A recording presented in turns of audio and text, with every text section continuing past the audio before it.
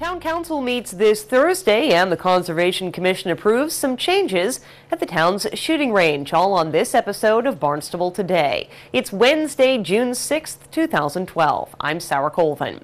Town Council President Fred Chirigotis, Vice President Jan Barton, and Acting Town Manager Tom Lynch held the Town Council press conference Tuesday afternoon. President Chirigotis outlined the agenda ahead of councilors this Thursday evening.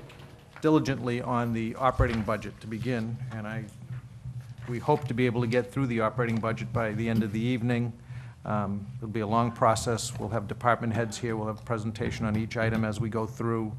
I could go through them all there. I can tell you what it appears to be 28 various items, or 27. I see there's no 139.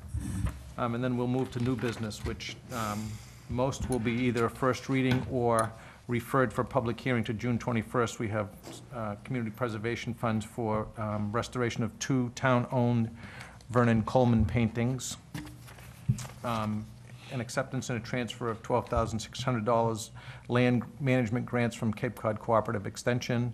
Then we have some appointments and reappointments. We have an appropriation and transfer of $329,000 for the Stewart's Creek Inflow Improvement Project. And we have the approval of the contract with Tom Lynch as Barnstable Town Manager. There may very well, if we have time, hopefully, an opportunity to go into executive session to review that contract and complete any negotiations that need to be completed so that we can hopefully finalize that contract. So it'll be a very full evening, I'm sure. Council may vote to hold a special meeting on June 14th if all budget items are not discussed Thursday night. Town Council meets at 7 p.m. tomorrow night in the second floor hearing room at Barnstable Town Hall. We'll have more details about the meeting when Council President joins us on tomorrow morning's edition of Barnstable This Morning. The Barnstable Department of Public Works wants to do some pruning and clearing around benches and picnic tables on Freezer Point. Joe Marshall of Structures and Grounds was in front of the Conservation Commission Tuesday evening. Citizens approached Dan Horn, Mark Ells, Dan Horn, and Rob Gatewood, and we got out there, we met, talked about it, and we're presenting it to the commission now. Basically, it's just we want to do some light trimming, hand, no machine. There is some dead debris in this whole buffer, all the way, on town property. There's some invasive species, bittersweet, whatnot. More or less want to concentrate on the visual areas. I'm not going to go through the whole thing trying to eliminate all bittersweet. Just try to get it from, like I said, from these points of view. I had flagged it out with white tape. I don't know if the commission had got out there to look, but I would say overall it's approximately 35 feet in length that we're going to try to concentrate on. But again, it mainly to try to lift these trees for a vista. They like to call one form of, they like to call it cloud pruning, where you just kind of like thin out a tree, leaving the top. They want to see the water in the boats. They don't want to look at the sky, so it'd be kind of a version of that. Concom member Peter Sampu had positive comments on the plan. Bringing a public good to all here. Again, this being a public access recreational area, you go there with family or such to actually be able to see the waterfront. Yes. And with the pruning that we allow, it will bring it back to such a viewpoint. Yeah. One thing that I noted was the 2008 aerials that the town had done showed the picnic tables like kind of, far apart. They were definitely dispersed. Now they're like literally piggyback next to each other because they're trying to find a place to see. Yeah, the dwindling areas. So that was kind of cool. So it's grown quite a bit. The Conservation Commission unanimously approved that plan with the stipulation that DPW would establish a protocol for dealing with invasive species in that area.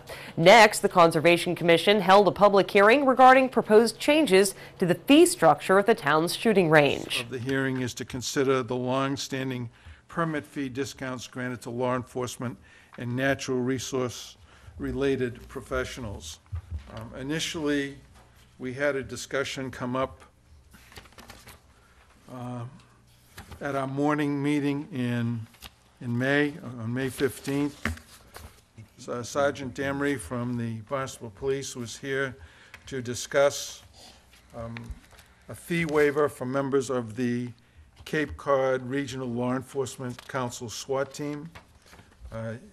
That request was met favorably by the 5 commissioners who were present that morning, subject to review by the town attorney's office, and the town attorney's office determined that a public hearing was necessary. Local law enforcement and members of the SWAT team rely on the shooting range for practice. I have been the training coordinator for the Barnstable Police Department since about 1999. I'm also the commander for the regional SWAT team, along with the Cape Cod Law Enforcement SWAT team. It's in the best interest of the police department and for the regional SWAT team to have as practiced members and operators as possible. I don't think that there's much stretch of an imagination to realize the connection between an officer's tools of the trade and a safe, effective location to practice that. It's been the practice since I've been a police officer, and I've been here for 26 plus years at this point, that we have been able, Barnstable police officers have been issued a permit complimentary. I was hoping to extend that to the members of the regional SWAT team. And the reason that I make that request is these officers, and granted they are from other agencies, come to the town of Barnstable to assist in the search warrants execution, hostage problems, barricade problems, dignitary protection. Anytime the regional SWAT team is needed, they will come to any town, particularly the town of Barnstable. That's where most of the activity has been. These people will come at 3 o'clock in the morning, they'll come on Christmas Eve. So basically, to acknowledge their availability, their eagerness, their dedication to service, I was looking to extend the same courtesy to those officers that's currently extended to the members of the Barnstable Police Department. And again, we do not have, due to budgetary issues, the ability to train as often formally as we would like. So we want to make sure that it's as easy and as cost-effective as possible for officers to train off-duty to the best of their ability. And again, there's no overtime expenditure, so that's what we were looking for. I appreciated the favorable resolution of the first time that I made this presentation. I'm hoping that once again it'll be favorable again tonight. Springfield Police just lost an officer involved in a shooting last night. In fact, a couple of days before that, we had a shots fired reported to the Barnstable Police Department. As a result, an arrest was made, a weapon was seized, ammunition was seized. You can take a look at the newspaper. Things happen not just off Cape, but they happen here regularly, and I would suggest that a well-trained officer is an asset not only to the town, to the department, but also to the family. We owe a little bit of a debt to them to let them train whenever possible, as inexpensively as possible, and that's what I was hoping to accomplish with this request. After much discussion, it was time to take a vote. We're going to be voting to continue the practice of providing free permits for the Barnstable Police. We're also going to have free permits for Barnstable Natural Resource Officers. And we're going to have half-price permits for other law enforcement officials who are either Cape Cod-based or who live in the Cape Cod area. This does not cover the Yarmouth Department of Natural Resources. The Conservation Commission unanimously approved those changes to the fee structure at the shooting range. You can view the full Conservation Commission meeting online at town.barnstable.ma.us. With Barnstable Today, I'm Sarah Colvin.